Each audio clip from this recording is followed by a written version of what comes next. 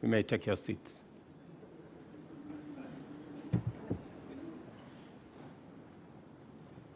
This podium is a bit high or something. I don't know whether we can take it down a bit. Anyway, the Honorable Joseph Ntakuri Timana, Speaker of the East African Legislative Assembly. Honorable members, the Secretary General of the East African Community, members of the diplomatic corps, distinguished guests, ladies and gentlemen. Let me first take this opportunity on behalf of the government and people of Kenya to welcome honorable members from Eala to Nairobi, and it is my wish that you will enjoy deliberations in Nairobi and also have time to enjoy Kenya. Mr. Speaker, let me apologize because I have been away from Parliament for now more than 10 years. And I found myself doing the wrong things. Because when it was time to applause, I found myself clapping. And I know that is not the tradition in Parliament. I had to remind myself. But I am delighted to join this august assembly today to preside over the official opening of the third session of the 5th East African Legislative Assembly, and to have the honor of welcoming you back to our Parliament chambers in Nairobi after 6 years. It is immensely gratifying to note that the work of intensifying the integration of East African community has proceeded at an encouraging pace, so that while much remains to be done for us to accomplish our aspiration, the progress we have made has taken us closer to it incrementally. It is no overstatement to acknowledge the contribution of this assembly towards making this progress possible. At the beginning of this session, it is appropriate to reaffirm our collective devotion to the constitutive aspirations of our community and therefore the objectives of East African regional integration. There is no denying that our vision to be a prosperous, competitive, secure, stable, and politically united East Africa is taking shape at a higher rate than before.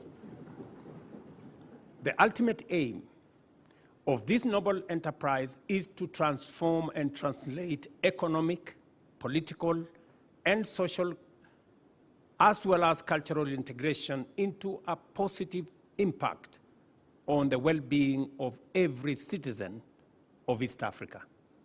Our common agenda, therefore, is to set out optimal policies and strategies which unite us firmly in the singular pursuit of positive transformation in the political and economic, social and cultural, research and development, as well as technology and innovation, including defense and security, and also the legal and judicial sectors of our society. It is fair to say that much of our efforts cannot proceed, let alone succeed, without the loyal contribution and hard work of our community's legislative organs. This organ of Eala, as well as the respective parliaments. This assembly accentuates the direct linkage between common regional and specific intra-member state policies by performing the vital and simultaneous functions of embedding regional integration agenda at the heart of domestic policymaking, while also ensuring that the EAC represents, articulates, and projects the interests of member states as well as the entire collectivity of our community.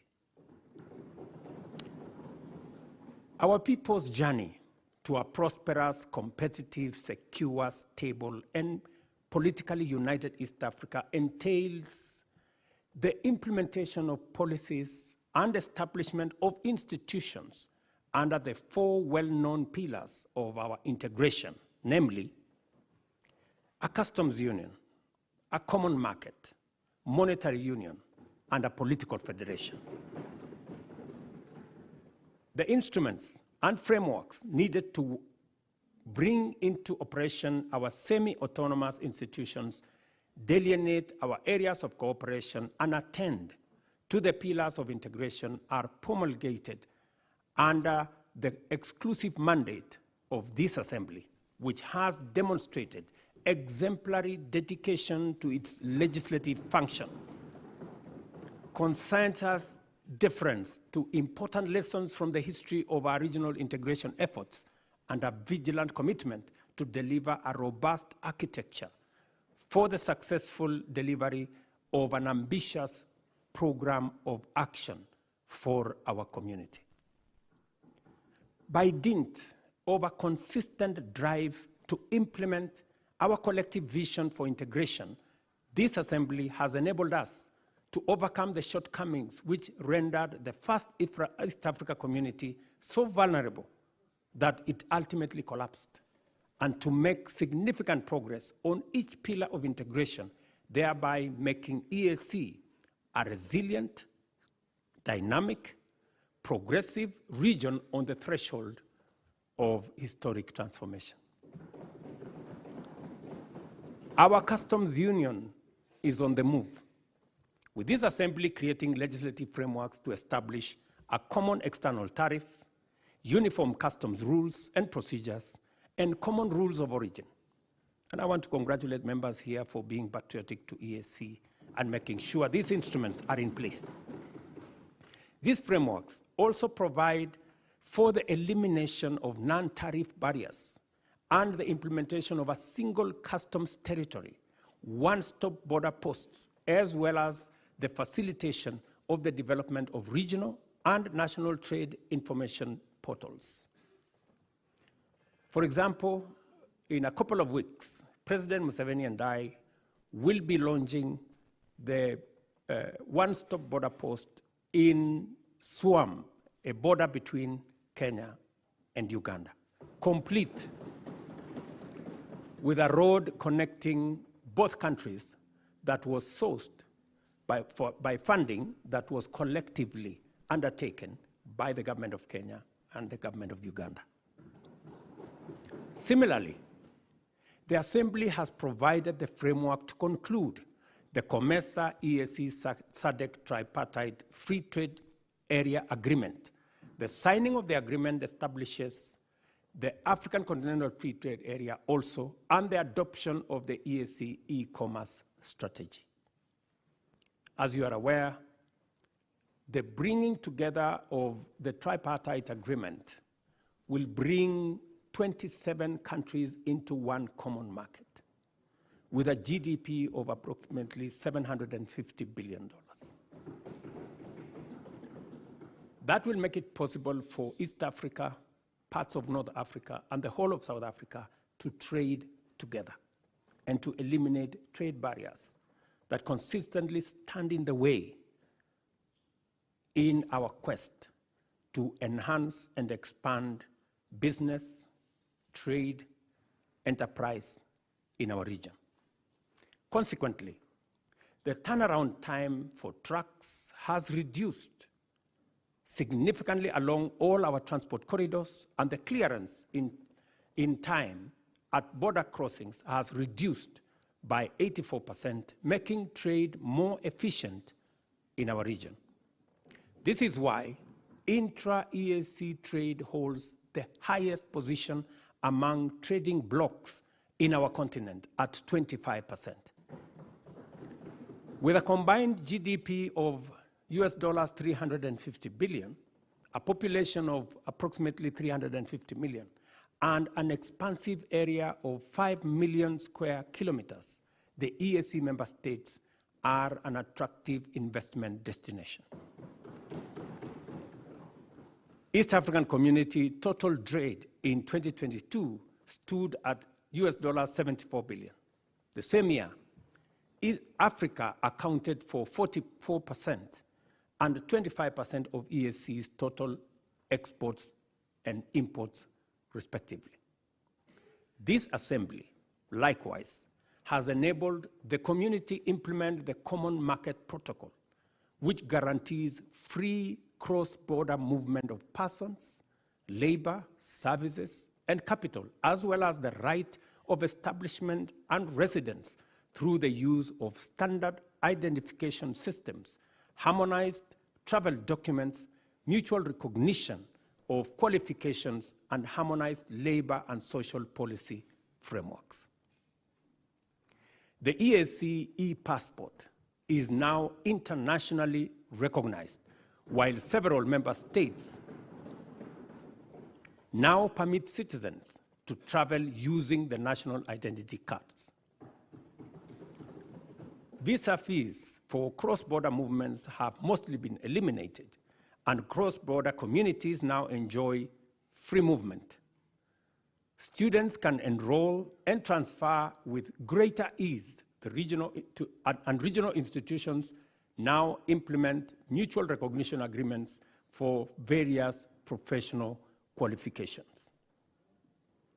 To actualize the East African Monetary Union by 2031, because that's our aspiration, this assembly must provide the necessary framework to anchor the full implementation of the customs union and common market protocols, especially through the establishment of vital organizations such as the Monetary Institute, Bureau of Statistics, Financial Services, as well as the Surveillance and Enforcement Commissions. I know this is already in your radar, and it is our hope, as members of the summit, that you will discharge your responsibility of making sure these instruments are in place to facilitate the greater integration of our union. Additionally, the Assembly should facilitate the convergence of criteria for macroeconomic governance and provide for the harmonization of both fiscal and monetary policies. The fourth pillar of East African integration, the political federation, depends on effective cooperation in the fields of political affairs, regional peace and security, as well as defense cooperation. The transitional model for our federation is already in place in the form of the East African Political Confederation, under which we have been able to deploy the East African Community Regional Force, for example, to restore peace and security in Eastern DRC, while other achievements under the transitional model include the Chief Justice's Forum to strengthen the rule of law, enhance access to justice, and facilitate the evolution of a distinct East African jurisprudence. Similarly, the other platforms have been established to enable progressive engagement between national institutions through the exchange of information, skills, and capacity, and developing common regional standards in such diverse fields as good governance, election management, and human rights institutions, and institutions that govern anti-corruption. We now have in place protocols on defense, as well as peace and security, together with the EAC Mutual Defense Pact, the EAC Early Warning Mechanism, Protocol on Combating Illegal Drug Trafficking, and EAC Interreligious Council, and a framework for conducting public participation on the establishment of the political federation, which has already been concluded in Kenya, in Uganda, and in Burundi. And we already made a decision last year in Arusha that that process must be concluded in the other remaining states by June this year, so that we can have a way forward. And I want to tell you, when this exercise was conducted in Kenya, it received overwhelming endorsement by the people of Kenya. It received similar endorsement in Burundi and in Uganda.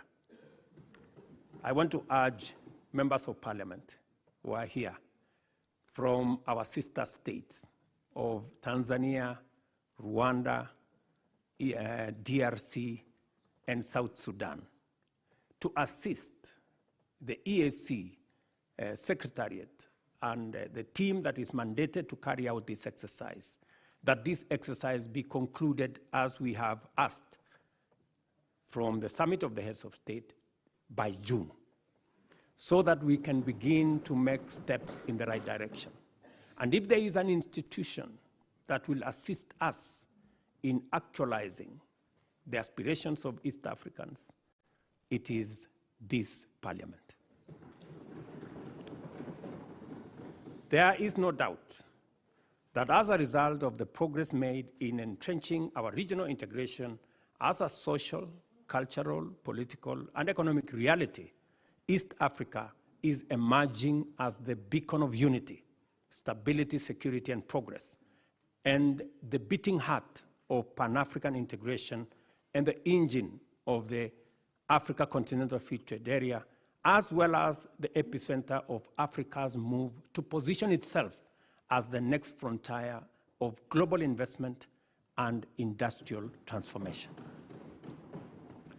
That is why, honorable members, we have grown tremendously from 3 founding partner states to 8 countries, connecting the Indian Ocean to the Atlantic, serving 350 million citizens and forging a major market. These achievements are chiefly due to the contribution, to a great extent, by the East African Legislative Assembly. The work that this assembly does matters to us as governments and matters to the people of East Africa. We must therefore remain focused on what is at stake, committed to complete the outstanding work, and determined to do our very best at all times when called upon to serve the people of our region. Peace, stability, and security must remain our foremost concern because they are the foundations that underlie all pursuit of growth, development, and prosperity. A peaceful, stable, and secure East Africa is a competitive and prosperous East Africa.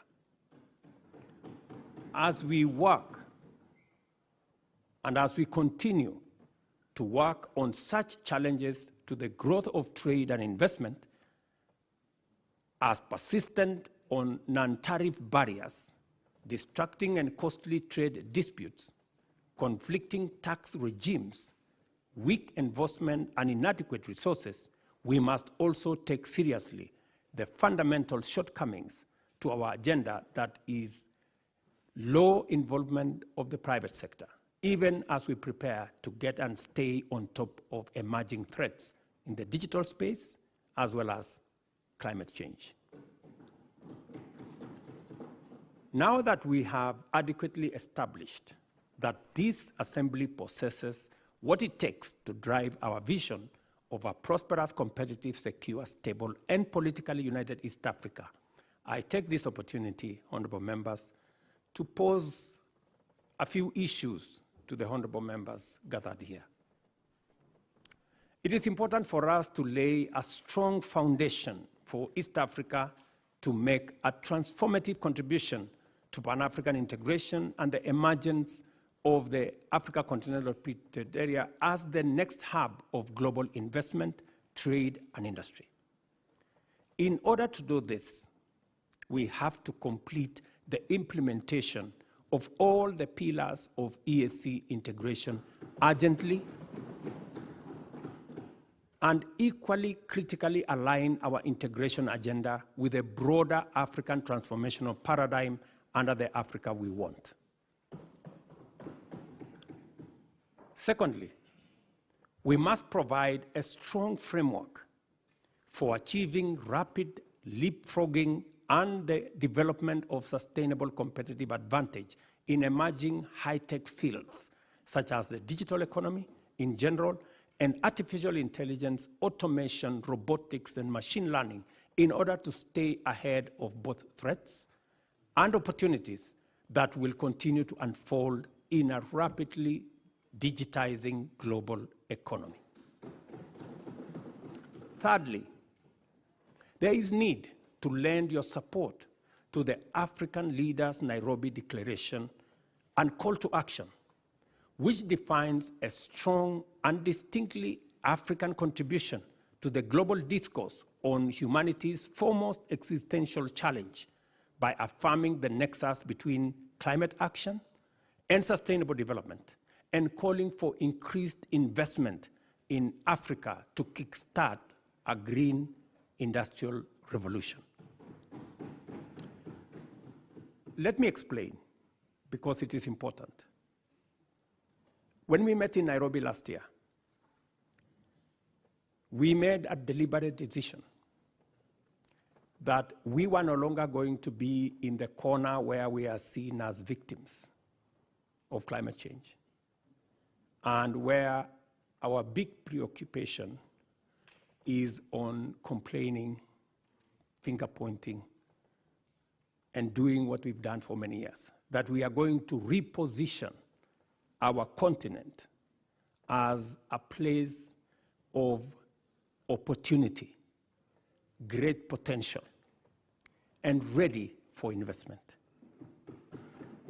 Because indeed, it is no longer tenable for us to continue wearing the badge of conflict and disease and poverty, when in our borders we have the largest deposits of mineral. In fact, 30% of world natural minerals and natural resources are in our continent. We have 60% of all renewable energy resources globally. We have 1.4 billion people market. In fact, by 2025, it is going to be the single largest market in the world. We have 2/3 of the world's uncultivated, arable land that we can use for food security. Ladies and gentlemen, with those kind of resources, it is incorrect to classify our continent as a continent of conflict, poverty, and disease. In fact, as one Nigerian great philosopher said, that until the lion learned how to write their story, all stories glorified the hunter. So it is time for us to write our own story. And our own story is not about disease, it's not about conflict, it's not about poverty. It is about great potential that we have. It is about the opportunities that we have. It is about the investment that is awaiting, and position our continent as the only place where the next industrial revolution is going to happen. And therefore, it is important for you as legislators from EAC to appropriate this position so that together we can push a new narrative for our continent.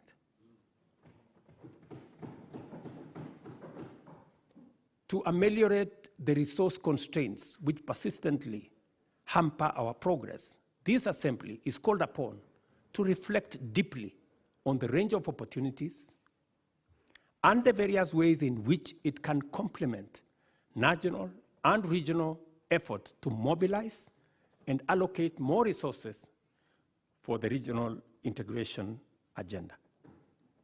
And as you do that, you must have in sharp focus what we are doing in EAC and how we can complement what we are doing as a continent.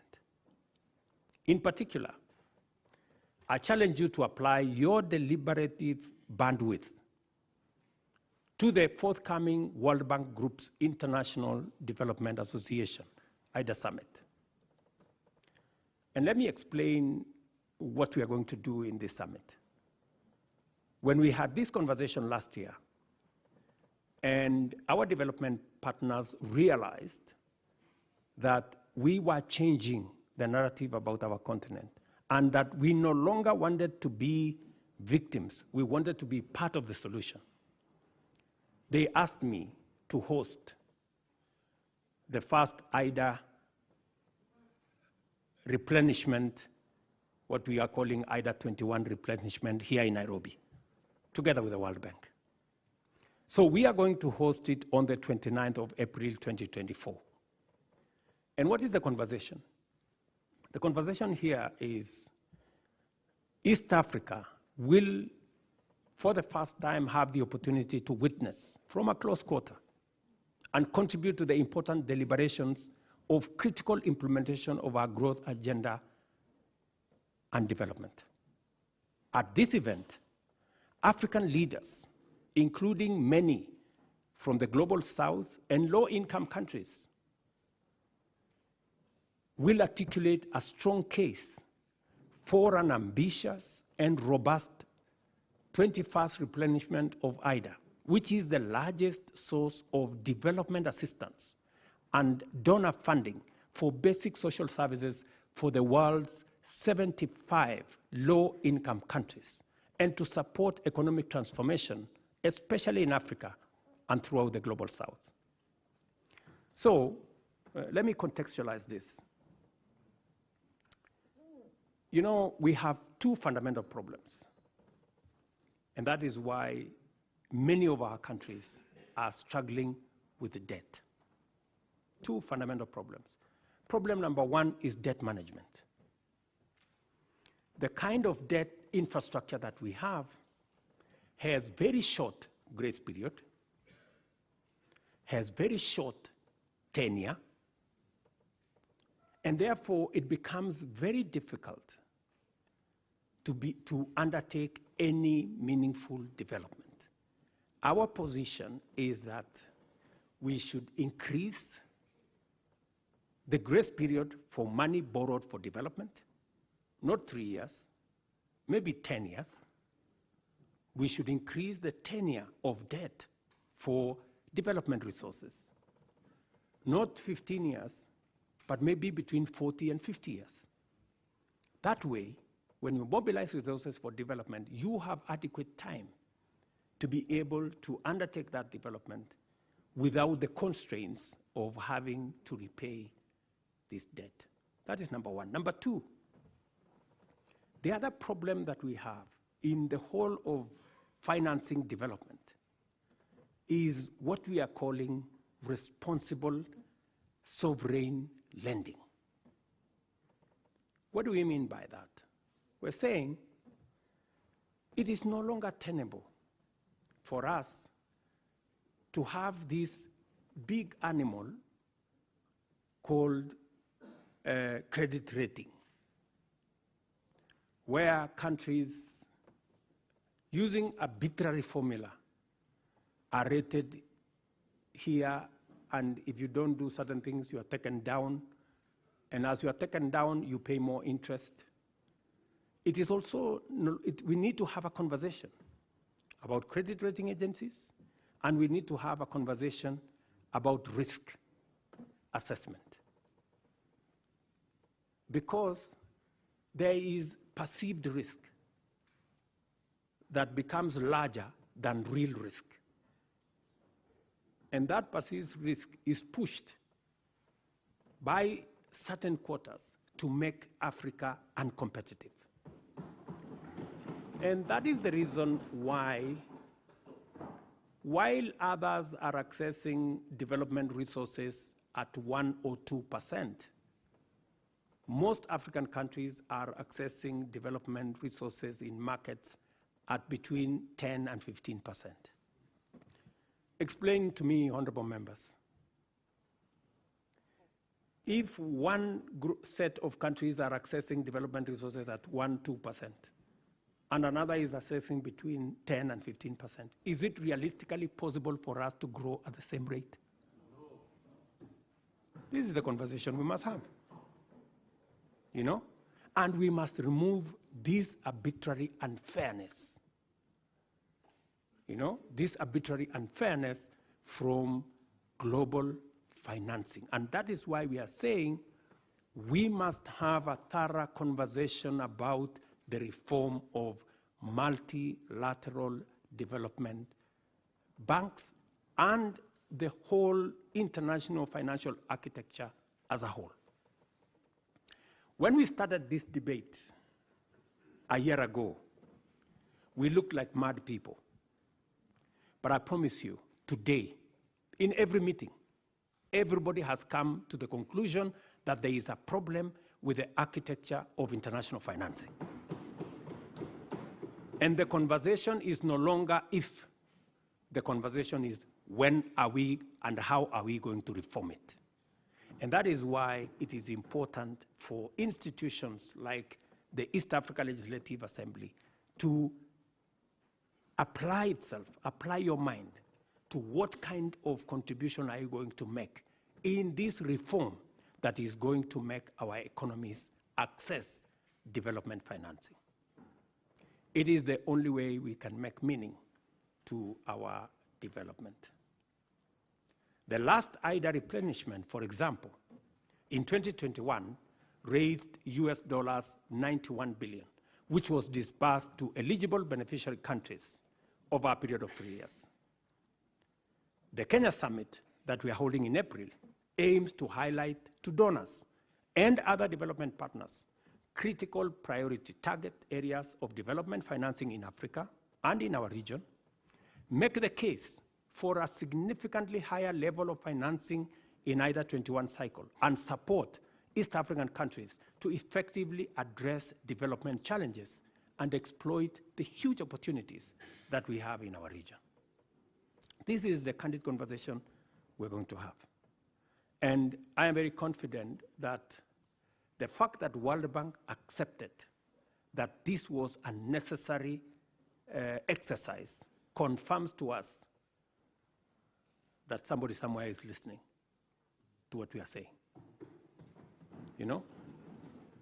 And our position is, it is not going to be done until it is done. Yes. I have invited my fellow heads of state and government to participate in this highly important platform. Being confident of this Assembly's capacity to facilitate transformative interventions, I urge you, honorable members, to join this course and formulate your contributions to this endeavor with urgency. Give some imagination, put in it some ambition, so that together we can push an agenda that is going to support all our economies. I am highly obliged to you, Honorable Speaker, for inviting me to address this Assembly. I do not take your consideration for granted, and I believe we're going to have a discourse that is going to be beneficial for all our countries. I wish you all, honorable members, productive engagements, insightful debates, and fruitful deliberations as you usher in the third session of this Assembly. Feel at home while you are in Kenya. It's called Magical Kenya, the home of all humankind. And I urge Honorable Omar Hassan, Chair of the Kenyan chapter of the Assembly, to use this session to introduce you to the warmth and hospitality of our country.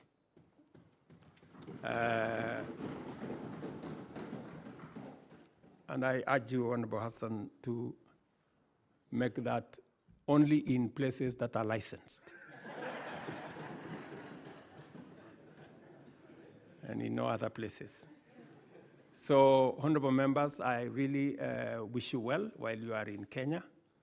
And maybe by conclusion, the speaker did make reference to what we are doing as East Africa to give you the impression of what East Africa is doing, and therefore you must be very proud people that East Africa, in our continent, is the most progressive community. Our trade, intra-trade between East African countries is the highest in the African continent.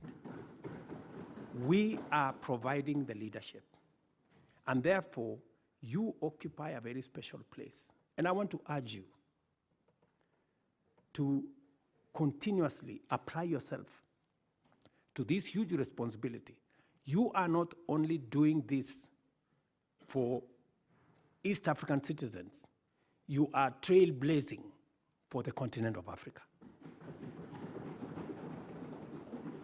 So continue with diligence, but also a pace to make sure that you help us move the continent together. It is the reason, for example, why, as members of the summit in East Africa, as you're all aware, the chair of the AU is coming up next year, as the term of Musa Faki, our current chair, comes to an end. It is going to be the turn for East Africa to provide the chair of the Africa Union. We have sat down in the spirit of the East African community. We have consulted as heads of state from the East African community together, and we have agreed to sponsor one candidate as East Africans.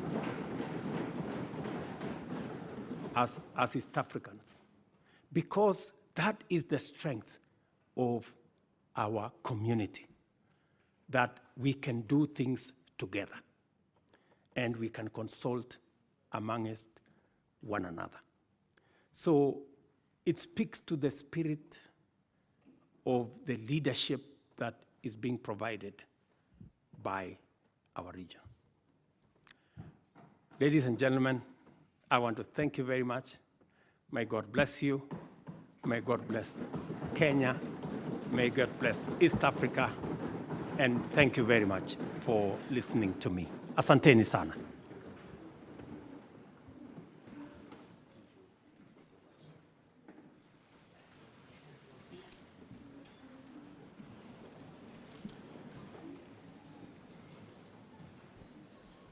We move to order number 6,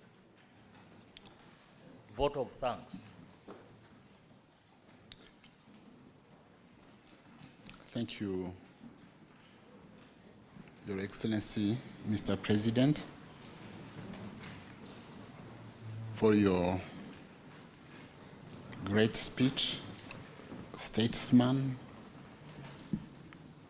We have learned, and as members of East African community, we'll have to implement many of your guidances. Now it's time for Honorable Paul Mwasa Musamali to move a vote of thanks. Honorable members, we shall have the opportunity to debate this great speech, this presidential speech, and we will do it when it will still be fresh in our memories. It will be done tomorrow morning, the whole day. From morning till the end, we'll be debating this great speech. So, Honorable Musamali, you have the floor.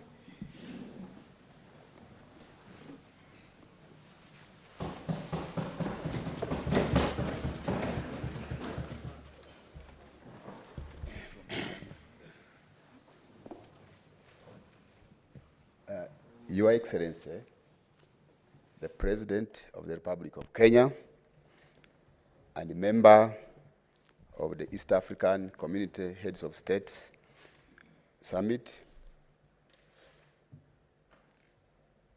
Mr. Speaker, allow me, in the interest of time, to stand on the protocol as you already observed.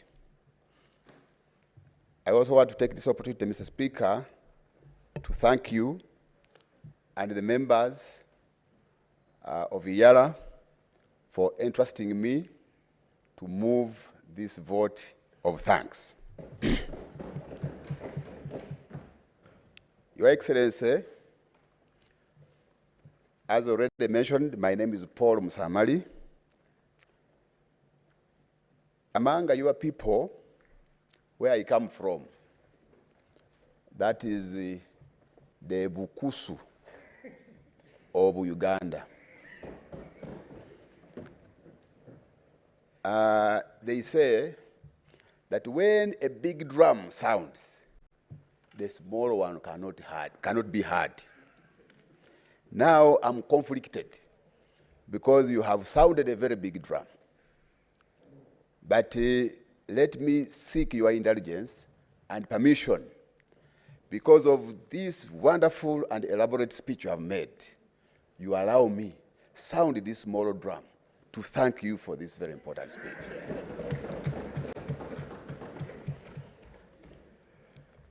Your Excellency, I want to take this opportunity again on behalf of Eala members to congratulate you upon your election to that office of President of Kenya. Because this is the first time we are meeting since you were elected, Your Excellency. I also want to take this opportunity, Your Excellency, to thank you for the work you have been doing in the service of the people of Kenya and the people of East Africa. We also want to take this opportunity, Your Excellency, to thank you for the statesmanship you have demonstrated in the service of the people of Kenya and in the service of the people of East Africa and the humanity at large. Your Excellency, it was already mentioned by the Right Honorable Speaker, we are very happy when we see you having or taking on efforts to ensure the unity of the people of Uganda, of Kenya, and the people of East Africa, and Africa in general, Your Excellency. We were happy, in particular, when we saw you with President Yoweri Museveni and the Right Honorable Raila Odinga in Uganda. Incidentally, you were all armed with sticks. But you did not harm each other. And among cattle keepers, because I saw cattle behind you in the background, the sticks are basically used to ward off the wild animals, to defend those very animals. So we are happy that you are working very closely with the President of Uganda, with your other colleagues, heads of states of East Africa, but above all, even with the Right Honorable Raila Odinga. I'm sure that we are going to see bigger things come. We thank you, Your Excellency, for the speech you have delivered to this House. From what you have delivered, Your Excellency, I made some few notes, but I have come to understand that the integration of the East African community in particular, and Africa in general, is not a matter of luxury, but a matter of necessity. Because this is about our lives as the East African people and as the African people. As you may all be aware, honorable members, and the public. Africa, just like the president has put it, we have been victims of circumstances. And some of the things were not the ones responsible. You are all aware, the African people were traded as slaves. We were herded as goods, as if we were cattle, into the markets. And we're calling them slave markets. Time came when the African people, we were divided. And that's why you see me, I'm the other side. And then the Right Honorable Wetangula is this side. We were divided as if they were dividing a loaf of bread. We were not responsible for that. Again, as we fought, because colonialism was physical, these colonialists withdrew. But as you are aware, they have come back in the form of neo-colonialism. In fact, this time, they are now controlling us both physically and virtually. They are smartly, they are now controlling us. Your Excellency, that is a serious threat to the African people, and it is therefore our responsibility for those of us in the leadership of Africa to ensure that we insulate Africa against these disruptive forces, Your Excellency. You have just given a number of examples, but let me just bring out two. The very last points you mentioned about debt management and responsible sovereign lending, right, Your Excellency. These are part of the disruptive forces. It is therefore our responsibility either to stand up, to be counted, or we again be hardened like they did before. Your Excellency, we have 3 points here which I want to bring to your attention. That for us to achieve our integration agenda, in fact, our mission and vision rotates around deepening cooperation and widening, deepening integration and widening cooperation. But it will take us to sacrifice if we are to achieve our integration agenda. Your Excellency, I want to bring to your attention 3 issues in as far as the integration agenda of East Africa is concerned. And you have talked about them. But while you are addressing us, you again gave us an assignment that can someone summarize what you have said? The blood started flowing very fast from my head to the toes because I had been asked to move a vote of thanks. I said, now, am I not going to have a retake in this assignment? But let me put it right on, Your Excellency. In East Africa, so far as noted, we have made tremendous achievements. But if it were a child, we haven't started even crawling. This child is just starting to sit, and that's where East Africa is. One of the challenges which we have, right, Your Excellency and Honorable Speaker, is about funding to the community. Funding to the community. Your Excellency, I'm now serving my 2nd and last term in Eala. For us, we have only 2 terms, if you are likely to be re-elected. When we joined in 2017, each partner state was contributing $8.3 million to the community. Now, as we talk, and even that money is not enough. As you are aware, some countries will pay on time, and others will pay later, and others will start again demanding them after 2 or 3 years to pay. So meaning that even in the community budget is affected by the funding mechanism. But I want to take this opportunity, Your Excellency, to thank the Republic of Kenya and to thank you, Your Excellency, because Kenya has always been at the forefront in terms of funding, disbursement of the funds to the community. As we talk now, Kenya has already contributed 100% of its share, right, Your Excellency. So we thank you, but as we talk, this money has come down from 8.3 about 6 years ago to 7.8 million, 7.3 million.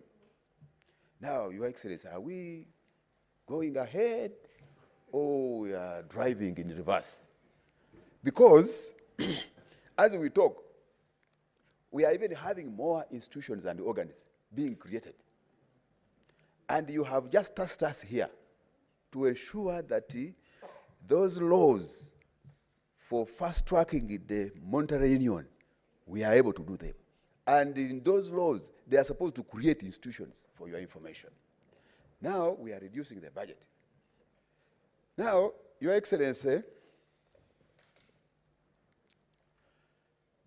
what we want to bring to your attention as a member of the summit is that reconsider. We are aware that there is a sustainable funding mechanism that has been proposed, but still when you analyze it very well, it is just looking at how to generate the 7.3 million to go to East Africa, but not to increase.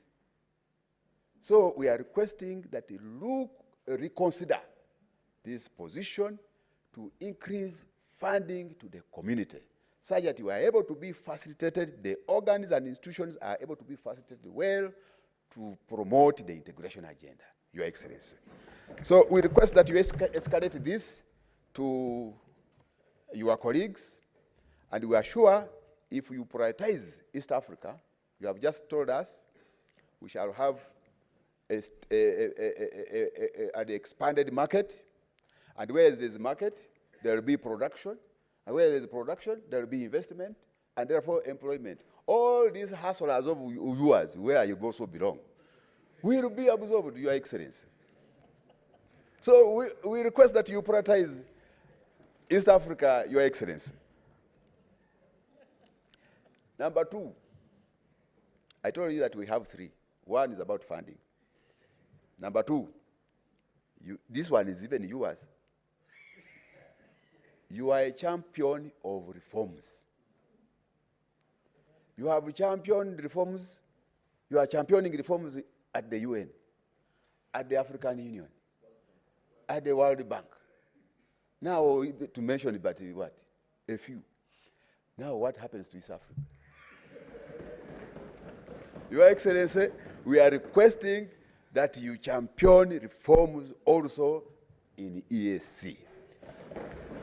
And those ones will entail, 1, we are aware that there is a consideration of the making of the Confederation Constitution.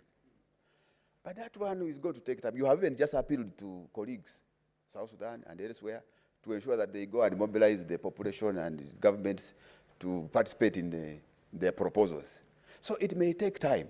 So we are proposing that there are a number of amendments which have been prepared, and others are coming to the treaty. So as we work on the Confederation Constitution, let us amend the treaty to enable us work where we have not been able to work well. Eala is not autonomous, Your Excellency. We are requesting that make Eala autonomous, such that we are able to have the power and the ability to bite. We are supposed to oversight the institutions and the organs of the community. But these are the very ones who are facilitating us, who are deciding where to go and when. So we end up becoming toothless. I don't know, someone can conclude it. But ideally, we are almost becoming toothless dogs, because we can only maybe bark, but biting becomes a very big problem. Your Excellency, the same applies to the East African Court of Justice. It is also not autonomous. We are operating, and to make matters worse, they have even put us in the same building. Eala Court and the ES Secretariat, which is the cabinet, we are there together. Now, every time you want to oversight the Secretary General, you collide with him in the corridor. And then he says, what is happening? Mheshimiwa, is everything okay? So, we need your support, Your Excellency. Some of the things, Your Excellency, we need to fast track them. We have achieved some level at the Customs Union. We have also achieved at some level in the Common Market Protocol. Eala, for your information, Your Excellency, we passed almost all the laws responsible for the implementation of operationalization of the Monetary Union Protocol.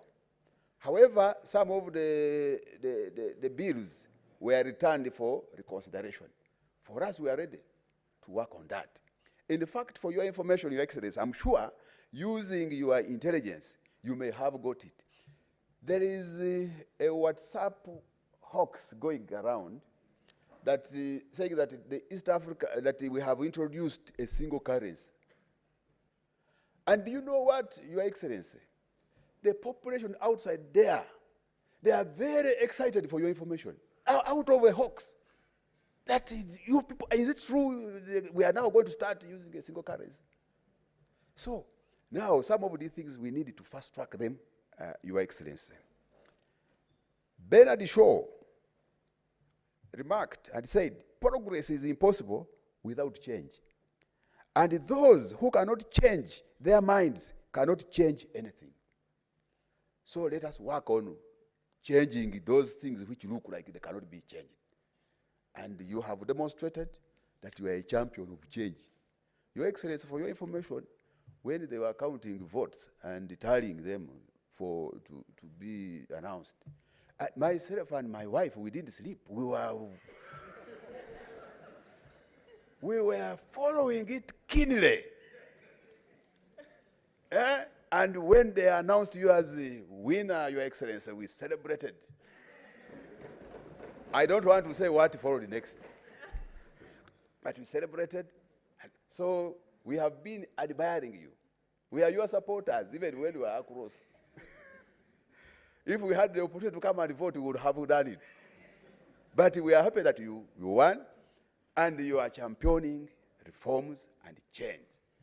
Be part of East Africa. You are already there, but ongeza moto.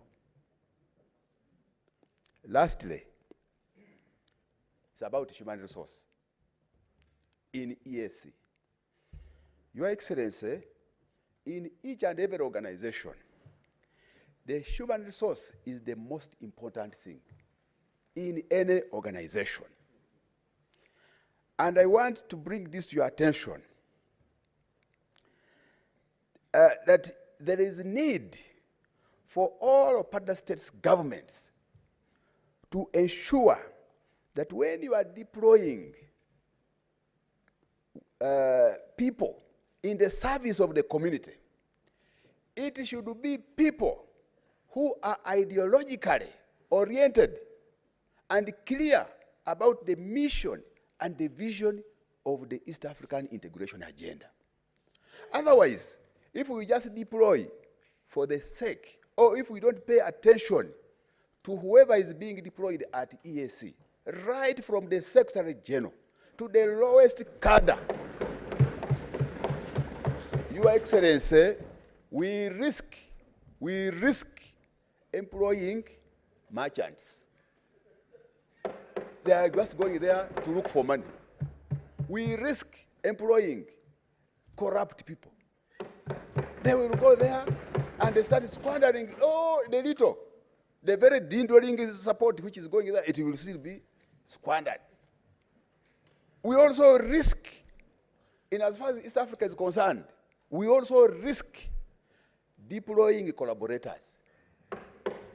When we were being colonized, even when we were being traded as slaves, we had our own African people who were collaborating and working as agents of slaves, going in the countryside, collect people to the slave market. Then in collaboration, the others worked together with the collaborators, and with the colonizers, and we were colonized. So that is the same at the community. Today, Your Excellency, and the Secretary General is the focal point, is the center, is the accounting officer in the community. And the current holder is you, Mr. President. So I want to implore you, Your Excellency, that you take keen interest in ensuring that the Secretary General delivers to the expectations and aspirations of the people of East Africa. Thank you very much. May God bless you and bless East Africa. One people, one destiny. That is the slogan that guides us, Your Excellency. Thank you very much.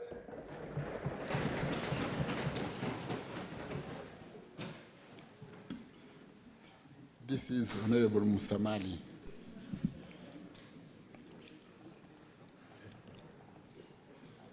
Your Excellency, honorable members, before adjourning, I would like to remind you that we'll have a group photo session shortly after this sitting. The protocol will guide how to make it. And now, I adjourn this special sitting sine die.